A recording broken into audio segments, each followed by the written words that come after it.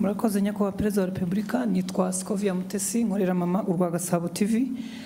Nyakubahwa abaturage batandukanye hirya no hino mu gihugu bafite ikibazo cyaho babarirwa ko bazimurwa cyangwa hazacishwa ibikorwa remezo hagashira imyaka 2 batishyuwe kandi barabujwe kugira ikindi kintu bahakorera. Ibyo bisa na kimwe naho bacisha imihanda mu butaka bw'abantu ntibabahingurane bakavuga ngo cyari igikorwa remezo bigahwaniramo cyangwa bigahwana n'icyo gikorwa remezo. Ikindi ni kijyanye nuko amafaranga y'amanyamahanga urugero nk'amadolari, amazu menshi y'ubucuruzi mu mujyi wa Kigali n'ahandi mu mijyi itandukanye barishyuza amadolari aho kwishyuza amanyarwanda. Abanyarwanda bamwe bacuruza bakavuga ko bibahendesha kuko babarira amafaranga y'amanyamahanga mu yabo. Ndasoza mvuga ku kijyanye n'ubushizi cyo nari nakubajije ukambwira ngo nzakwibutse, ngira ngo ninge warangaye sinakwibutsa. Abaturage baratacyategereje guhabwa imigabane yabo muri Banque Populaire. Ndagushimiye.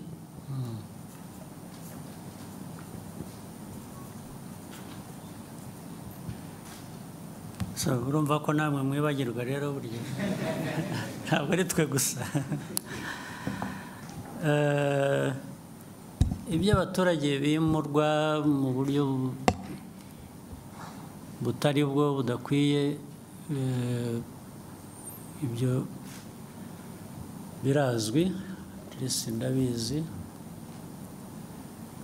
ariko n'izindi nzego zirabizi nubwo tugerageza kugira ngo bijye mu buryo bizajya mu buryo one way or the other. Byo bitwara igihe, bibabaza abantu, bibatera igihombo, ariko byo bikwiye gukorwa. Bikwiye bikorwa, ukimura abantu, niba wagiye kubimura ukabishyura. Ariko ibyo ntabwo ari ibyo gusa, wenda icyo bibagiye kuvuga, hari impande nyinshi. Hari nubwo uburyo buhari ko bikwiye kuba bikorwa, uburyo rwose burahari, burazwi, hari n'ubundi bwakoreshwa bukoresheje ukuri gusa wenda bitari byanditse. Nk'urugero, icya mbere ni abimurwa cyangwa abazimurwa bashaka kugira ngo abe ari bo bagena igiciro cy'ibyo bazishyurwa, valuation y'aho bagiye kuva n'amafaranga bagomba kubishyura. Ubundi hari uburyo bikorwa bitagendeye kuri leta cyangwa bitagendeye ku muturage, bigendeye kuri gushingira ku impamvu zizwe. Icyo urumva ntabwo giturutse ku nzego za leta, giturutse ku bimurwa. Icya kabiri, hari ahantu abantu bamenya mbere y'uko hari ahantu ubundi hadakwiye kuba haturwa, cyangwa aho batuye abantu bazimurwa kubera igikorwa cy'inyungu rusange rw'igihugu, noneho babimenya biri mu nzira bikorwa bakajya kuhatura cyangwa bakajya kuhagura kugira ngo bazishyurwe. Hari abasanzwe rero bahatuye bo badafite n'icyaha, ntibahimutse, ntibahagiye mu buryo butari bwo, nta nubwo bagiye mu buryo bwo kuba aribo bagena igiciro cyo bari bwishyurwe. Ibyo nabo bakabigwamo bitewe n'imikorere mibi y'inzego zitandukanye. Ibyo birahari, inzego ziratandukanye nyinshi.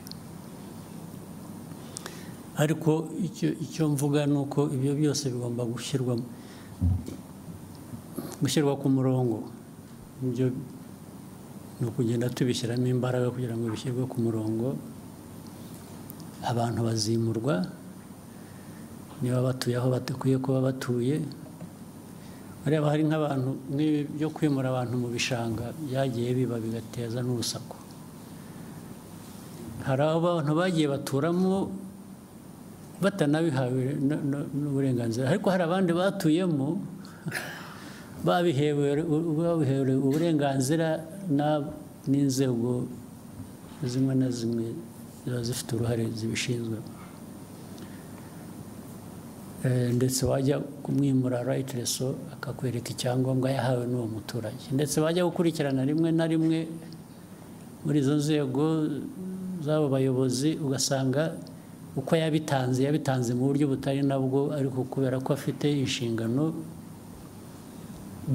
bigatera ikibazo, baramuhaye amafaranga gusa akahatanga kandi atari ngombwa. ngira ngo murabizi ko hari n'abayobozi b'inzego z'ibanze bagiye birukanwa bahanwa bagira bate kubera ibintu nk'ibyo ngibyo byakorwaga gutyo. Birahari rero, birahari, ariko bigomba gushyirwa mu buryo abishyurwa badafite ikibazo bagomba kwishyurwa, ntabwo babashyira mu gutegereza igihe bibatera ikindi kibazo. Abakoze ibintu bitari byo nabwo bigomba gushakirwa umuti, nabwo bigashyirwa ku murongo, niba ari uhanwa agahanwa, niba ari wishyurwa nawe wenda ku buryo bunamufasha ngo ushobore kujya ahandi, nabyo bigakorwa. Ibyo byo birakwiye, ntabwo numva twabitindaho, ni ukureba gusa uko abantu babyihutisha kugira ngo bireke guhara ntabwo ari aba bantu baba bikoreye umuzigo gusa, na leta ikwiye kuba iyobora mu bintu bizima, nayo ikwiye kuba yivanaho uwo muzigo yikoreza. Icya kabiri cy'abantu bishyura cyangwa bishyurwa mu mafaranga yo hanze, ubundi bikwiye kuba bishyirwa mu buryo bw'igihugu cyacu bw'amafaranga y'amanyarwanda dukoresha. Urumva ni bibi no ku nshuro ebyiri, kuko uwo wishyurwa nko mu madolari cyangwa amayorozi cyangwa iki,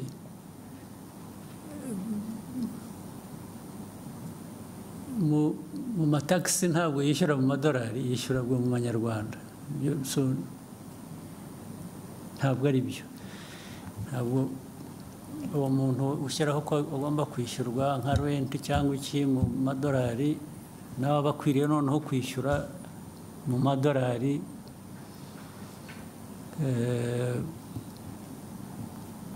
mu buryo bwa taxes bishyura.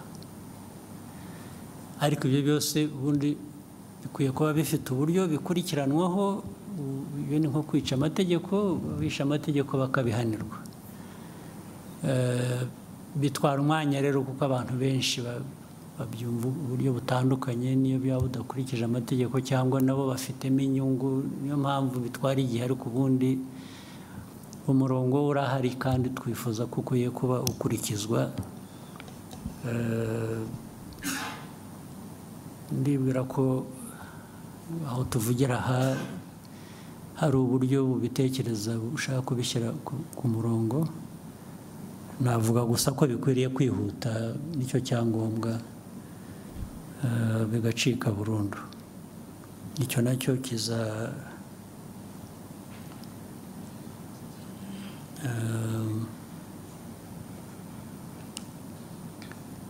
ndumva bizatungana. Icya gatatu bavuze ngo ni iki?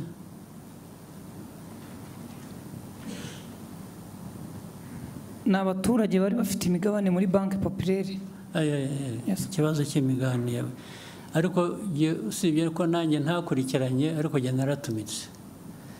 Njye narabwiye ababishinzwe muri minisiteri ndetse mu kabineti ko bikwiye gukurikiranwa bigakorwa vuba. Ahubwo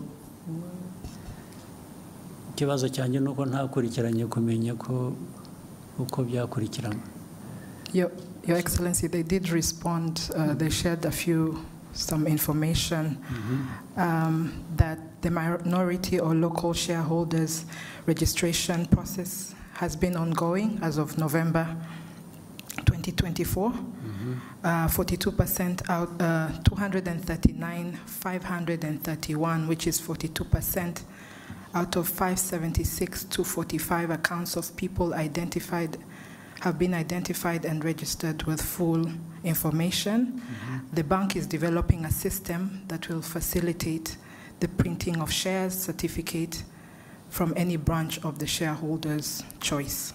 The system is expected to be ready by end of February, so it's ongoing. February this year. Yes, sir. So urumva sinakurikiranye ngo nanjye bambwira ibyakozwe ariko byo naratumitse burya. Thank you, sir. We can take a question from here and then go back to that side.